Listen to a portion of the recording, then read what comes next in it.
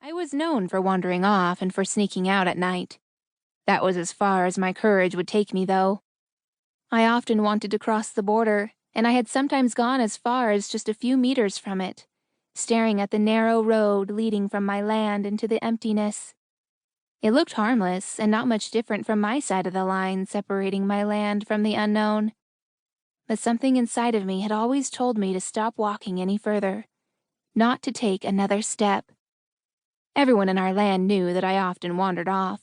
I was that weird girl with the pale greenish color who would always be drawn to small and silly adventures, or get lost while daydreaming and not pay attention to where she was going. Tahika knew that too, and though I refused to sneak out, she knew perfectly well that I would end up doing it anyway. Still, it was a bad idea. It hadn't been long since my mother had caught me wandering off at night, and she had been furious for weeks. I had no idea why I had to go my own way from time to time. It was like an instinct telling me that there was something out there that I had to see. Something was calling me with a silent voice. But tonight, I felt exceptionally alert. The same instinct, which told me not to cross the border, was now telling me that I should stay at home. But that just seemed ridiculous. There was nothing dangerous or frightening out there in the night. I can't go home until I know what's going on. Something inside me tells me that I need to go back. Maybe it's my grandmother trying to communicate with me from the other side. I won't leave your window until you go with me, Tahika insisted. Seriously, Tahika, I've soon had enough of your talk about your dead grandmother. Even if she could reach out to you, you're not a psychic, so you wouldn't be able to hear her anyway. But to give you some peace of mind and to have you leave my window, I will go with you. But only for 10 minutes, and then we are going straight home, I sighed. Tahika flashed me a big smile. She knew I wasn't angry, even though I tried to sound annoyed. It obviously meant a lot to her that we went back, and I was also quite curious myself to see if we could find out what happened to old Mrs. Furmo. The streets were quiet, and all the glowing seaweed, which people usually hung on their houses during the day, were brought indoors for the night. It was like walking in blindness. I could hear Tahika trying to control her breathing to make it as quiet as possible. I smiled to myself. She really did expect someone to sneak up on us and attack. We got closer to Dr. Furmo's house, and now we only had to pass through the creepy narrow alley leading to his home.